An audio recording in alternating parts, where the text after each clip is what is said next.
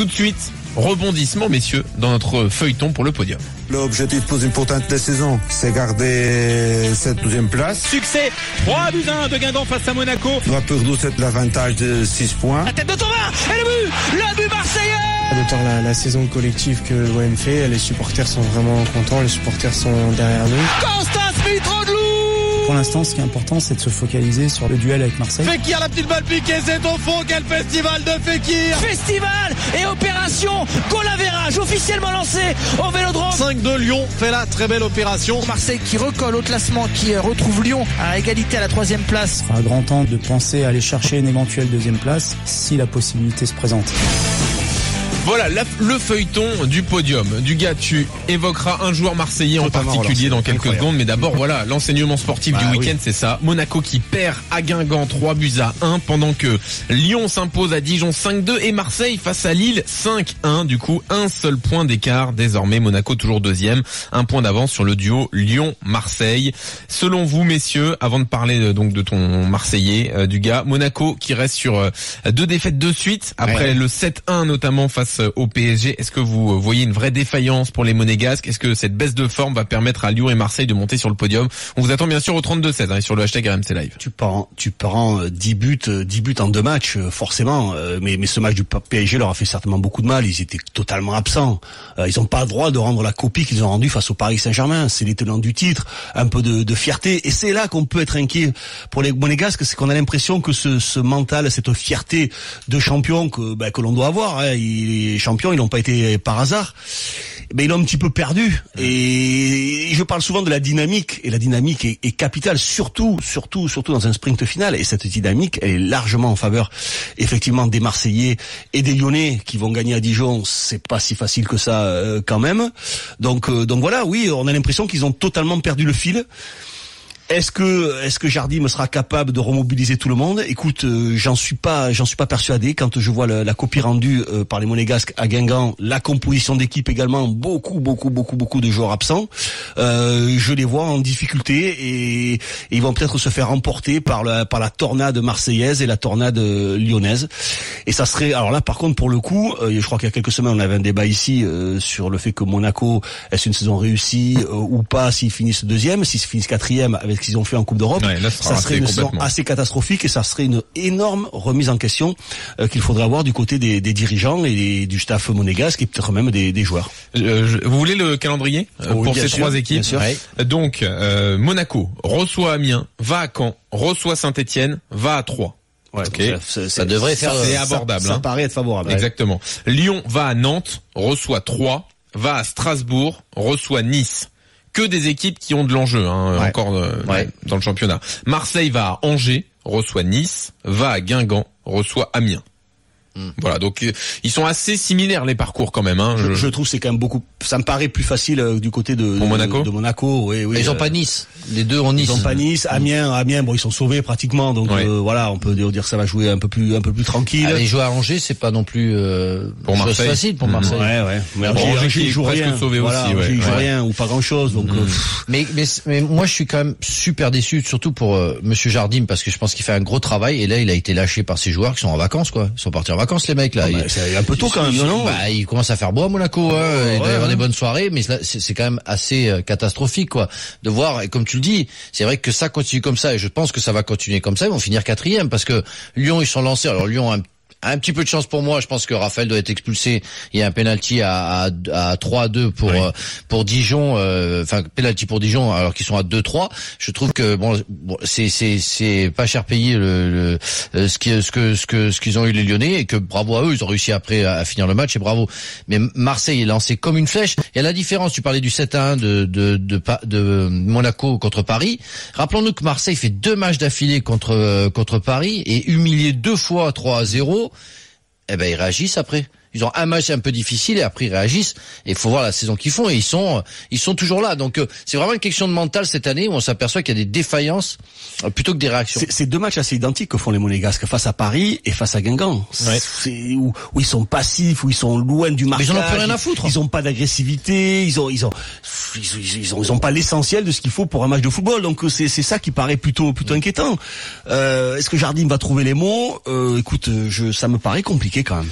Ouais, bah c'est sûr que là, Jardim qui a annoncé qu'il y aurait une mise au point dans la semaine. Vadim Vassiliev va sans doute passer également le président monégasque. Ça serait une catastrophe. Hein. À de pas finir sur le podium. Ah ouais, ça serait une catastrophe pour Monaco. Oui, ça serait retombé tellement bas après ce qu'ils ont fait la saison dernière. Bon, voilà, 6 points d'avance à 7 journées de la fin. Non, puis on peut pas dire que le match qui les fait plonger, c'est-à-dire ce 7-1 contre Paris, c'est parce que t'as donné tout ce que tu pouvais, que t'étais vraiment moins bon que Paris. C'est juste parce que t'es arrivé au Parc des Princes en touriste, quoi. Parce qu'à la rigueur, le match face à Paris, tu te dis allez, bon, on a très peu de chances de le gagner. Donc on met l'équipe bis, on se réserve pour Guingamp, et puis Guingamp on va mettre les bouchées doubles. Non, sauf que tu te rends compte que c'est la même copie rendue lors des 2 matchs, donc il y a aucune réaction. Ils se sont quand même fait chahuter d'avoir pris 7-1 face à Paris. Et puis il y a rien derrière après à Guingamp. Alors pas facile d'aller à Guingamp certes, mais bon, quand t'es Monaco deuxième du championnat, tu peux quand même rendre une meilleure copie. Moi je pensais qu'ils allaient réagir dans nos pronostics que l'on fait toutes les semaines. Je pensais qu'ils seraient capables de réagir. Ouais. Alors de l'autre côté, effectivement, ça avance. Lyon, Marseille, ça carbure même avec des buts, plein de confiance dans ces fins de saison. Souvent on est porté par et la dynamique et les échéances qui arrivent. Pour ces équipes-là, ça galvanise, tout est plus facile. La dynamique. Évidemment que la dynamique est capitale et puis il y a pas de réelle surprise en fin de saison. C'est rare. On se rend compte les années précédentes que on se dit dans les 2 dernières journées ça peut chambouler, il peut y avoir de revirements de situation. Il y en a très très peu. C'est très très rare que des équipes arrivent à se reprendre, à être dépassées ou voilà. Donc il y a quand même de fortes chances que Monaco garde son podium, enfin se garde au moins le podium, parce qu'il faut se faire dépasser par 2 équipes. Mais attention, si Monaco se fait dépasser par les 2 et finit 4e, ce sera une catastrophe. Mais pourquoi ça changerait? La dynamique, elle est lancée, et pour moi, elle est très difficile à rectifier du côté Monaco. Les autres peuvent avoir un faux pas, mais c'est compliqué. 2 matchs où t'es complètement à la rue. Et il commence à faire chaud, je te dis, ça va être compliqué. Quand les autres sont en bombe. Commence à faire chaud. Quand les autres sont en bombe. Il commence à faire chaud, effectivement. Dans tous les sens du terme. Bah oui, c'est ça. Je voulais un point météo parfois. C'est important. Tout est important. Au mois d'avril, c'est important. Mais bien sûr. Alors, sur l'OM. Tu crois que les pics d'audience, on les a le lundi, pourquoi? Parce qu'il y a des bonnes analyses. Il y a des phrases à ne pas manquer, des phrases cruciales à ne pas manquer. Les punchlines de Franck Leboeuf. Alors, sur l'OM, info du jour, Sakai absent 3 semaines, pour l'arrière droit marseillais, qui pourrait revenir pour une éventuelle finale d'Europa League ou la dernière journée de Ligue 1. Lui qui souffre d'une entorse du ligament collatéral du genou gauche. C'est une blessure japonaise, j'ai rien compris moi. Non, mais c'est vrai que ça a fait peur parce que c'est vrai que son genou qui s'est plié, enfin c'était je m'attendais peut-être même à pire. Mais je suis pas trop inquiet pour l'effectif de Rudy Garcia parce que franchement, si ça revient, il revient. Il est capable de nous mettre Camara arrière droit et ça peut être une bombe pendant 3 matchs. Non, mais t'as vu ça, l'autre fois, avant qu'il sorte contre Leipzig. C'était Maradona sur le côté droit et il a tout fait. J'ai vu meilleur qu'Alves au meilleur quand il était à Barcelone. C'était extraordinaire. Donc je suis pas inquiet, même si c'est un vrai défenseur que Sakai, que Sarr ne l'est pas. 18h15. Si vous nous rejoignez maintenant, vous êtes dans Team Dugas sur RMC. On est là tous les soirs en direct entre 18h et 20h avec Dugas, avec Franck Leboeuf, avec toute la Dream Team Foot pour analyser le week-end. Alors on est sur la course au podium et dans cette course au podium, il y a donc un élément majeur, c'est le doublé d'un attaquant grec avec l'Olympique de Marseille qui égale le total de buts en Ligue 1 d'un certain Christophe Dugarry. Et ça t'a inspiré ce week-end, Dugas? Non, c'est pas le fait qu'il égale, j'ai aucun record, moi. 8 buts en Ligue 1. Déjà, je jouais dans un couloir, et puis même malgré le nombre de buts qu'a pu marquer Mitroglou, je changerais pas ma carrière contre la sienne. Je sais pas pourquoi, je te comprends. Ni mes stats, malgré tout. Ni mes pieds, tu m'as dit. Non, et surtout, et encore moins mes pieds. Et la tête? Mais je n'aime pas ce joueur. Je trouve qu'il a des qualités très très très très très limitées. Voilà, je trouve qu'il est pas mobile. Je trouve que techniquement tout est compliqué. Je vois des doubles contrôles pied droit pied gauche. Je pensais que ça n'existait plus.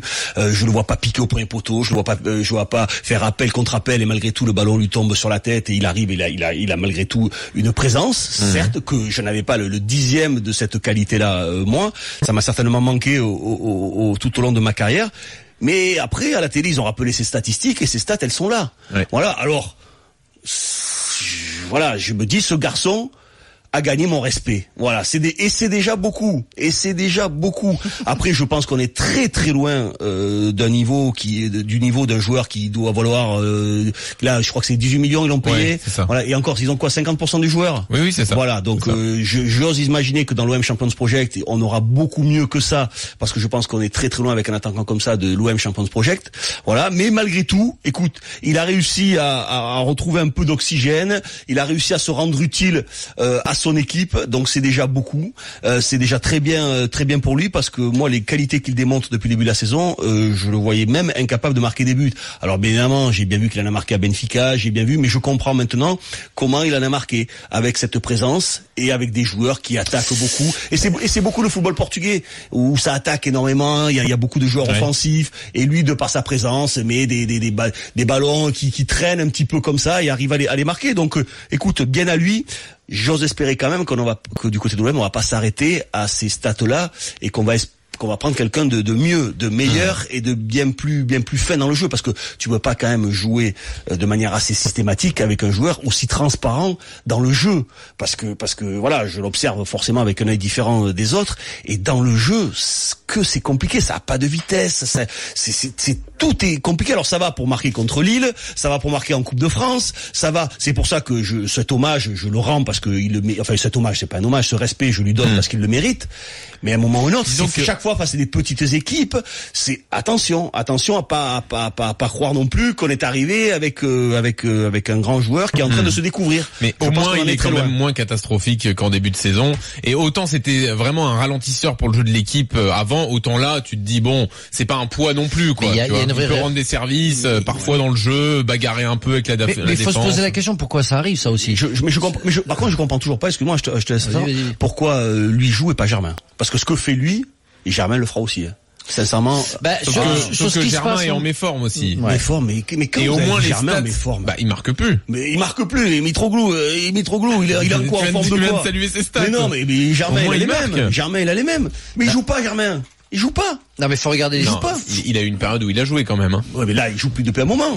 Parce que Mitroglou lui est passé devant. Moi je trouve que Mitroglou a un traitement de faveur bien plus favorable que Germain. Germain, dès qu'il fait un match demi-moyen où il ne marque pas, où il est pas en stat, on dit il est pas en forme. D'accord. Non mais Germain. Attends, le traitement médiatique de Mitroglou, il en a pris pas mal aussi quand même. Si quand même. T'as vu ce qu'il a fait. Moi je trouve qu'il y a plus de mensuétude envers Germain, justement. Non, Germain, on a toujours su que c'était un bon joueur de Ligue 1. Voilà. Oui, la différence c'est l'investissement. Forcément. Il vaut pas 18 millions d'euros. On l'attend pas comme un international. On le voit pas. Je vois pas. Moi je vois pas Mitroglou plus en forme.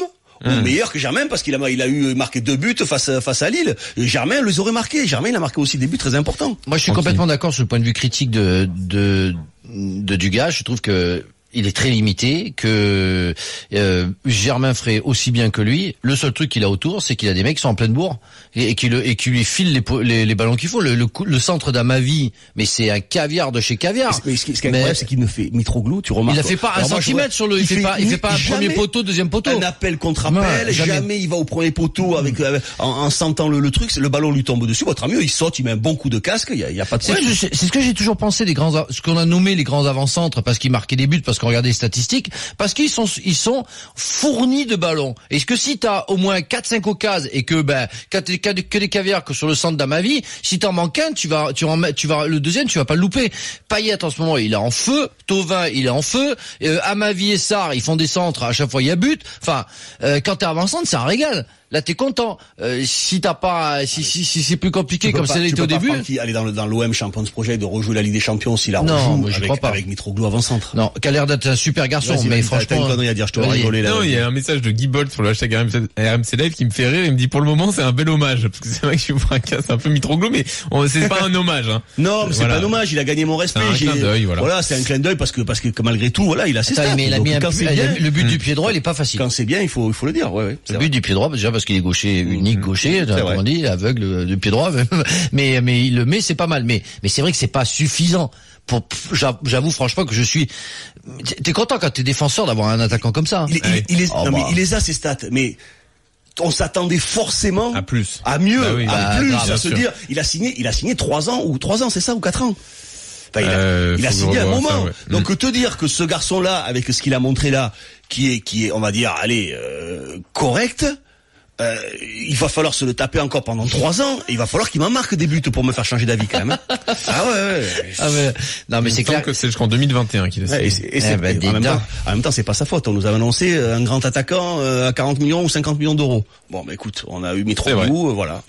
Mais si on revient sur la course au podium, c'est un bel hommage que je lui ai rendu. Tu vois. Ouais, non là c'est beau. Ah ouais, c'est beau. Tu vois, j'ai la larme à l'œil.